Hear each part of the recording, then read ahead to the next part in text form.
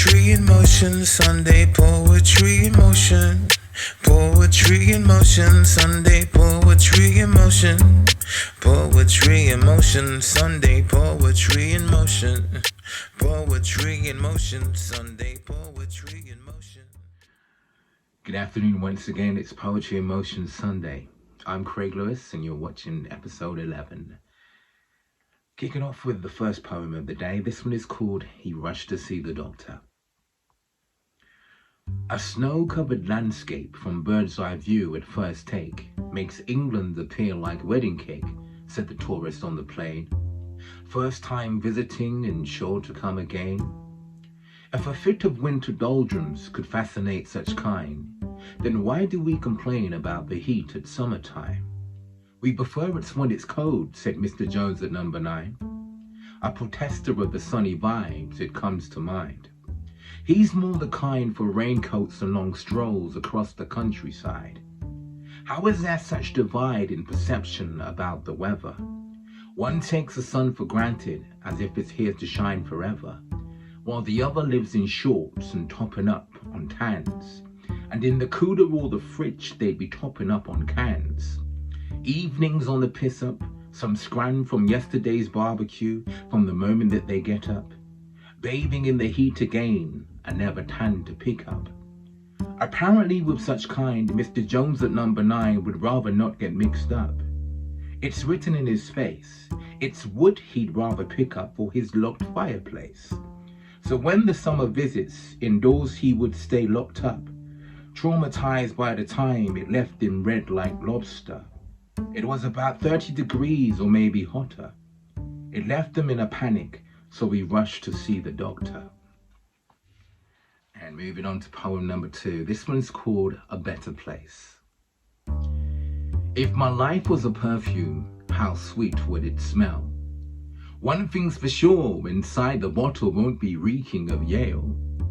My stench would be authentic and more pleasing to the nose, made from the sweetness of the highs and pinch of salt from bitter lows, colored by bright shades of hope, mixed with future goals. Once sprayed, there's no telling what the smell would do for souls. And thus this perfume would be unique and unisex, therefore, worn by any gender who would seek. So if a man would wear this fragrance, one would not say he's a freak.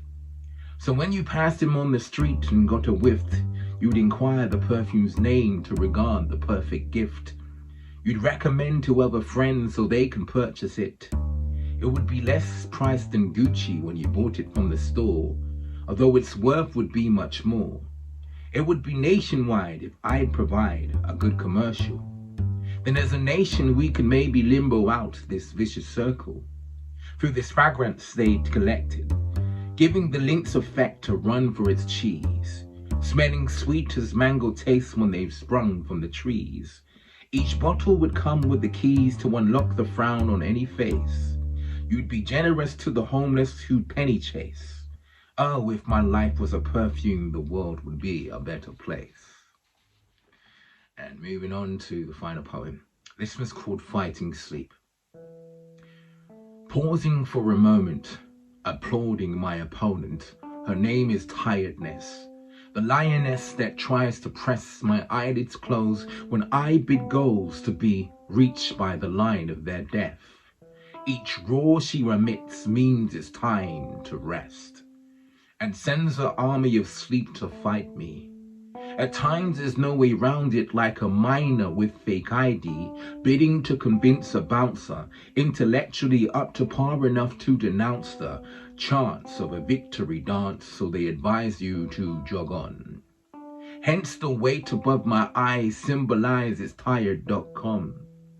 And then I'm looking at my wristwatch, thinking where has the time gone? The army of sleep now is proven far too strong. My opponent roars again. At times I call for backup, Mr. Coffee, that's my friend. In my time of plight, coffee beans he'd like to lend. Though he warns me of the side effects like a pack of cigarettes, in this case the stinky breath and sleep disruptions. I'd suffer more in health if I didn't read instructions. Producing weak productions that could have been effective If every now and then I'd read the message in the raw, on a good night I might get 4, but I can be woken by a snore or the opening of a door. And there you have your poetry fix for this week. Until next week, short and sweet. Take care.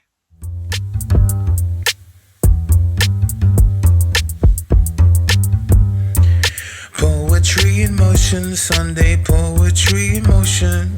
Poetry in motion, Sunday poetry in motion. Poetry in motion, Sunday.